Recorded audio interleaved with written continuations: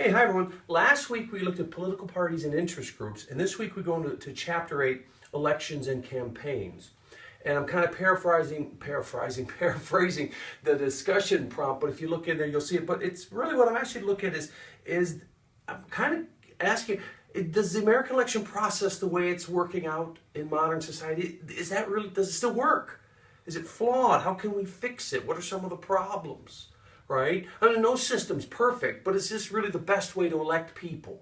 Okay? Then the other part, because there's two parts to the prompt, is basically looking at, how have campaigns changed in America?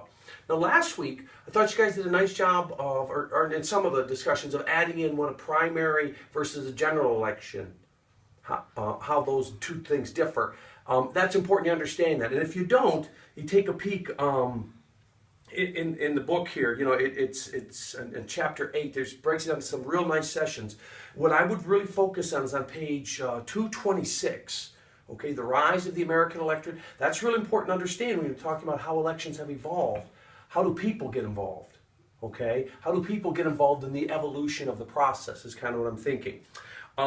If you scoot down then, again, if you're not sure about primary in general, on page 240, there's a nice couple of pages there that explain the difference between a primary election and a general election. So go ahead and look at that. But a real important part I want you to look at is on page 249, runs to the end of the chapter entitled, What Decides the Election? Okay? So what we want to look at today in this week's posts, in this week's discussions, if you will, is kind of look and see, okay, how have American elections evolved? Okay? They haven't always been like the last one we saw. Okay? Now, they've always been contentious. There's been some, animosity. But how do candidates get elected? How do they go about getting elected? What's the role of money in getting elected? Many of you put that in last week, the role of interest groups in helping people get elected. And I think interest groups play into that financial campaign end of it. Okay, so you're looking really at two things. How have elections evolved? How have they gone from the old door-to-door, hi, I'm Mark, glad we vote for me, to this media blitz that we get, this evolution. Look at how states have been involved versus have we changed it to the national campaign. Okay? And then again, just your opinion, is this really the best way? So what I'm asking is, what do you think we could do to improve it? Right? Are there ways we could improve on how we elect people? I believe Montana's holding a special election for their senator there, and that's going to be completely by mail.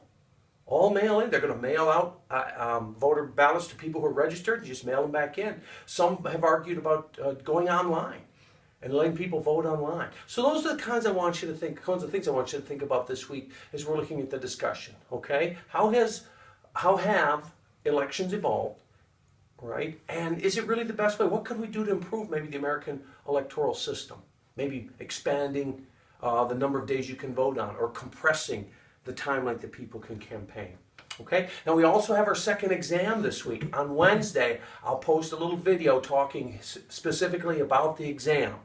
Okay, I know there was some concern about the last exam, so this week, Wednesday, I'll post another video, and I'll go through the questions so you're real clear exactly what I'm looking for. Okay, that'll help you be successful on that. Okay? If you have any questions or you ever need any assistance, you just never hesitate to contact me. Okay, bye now.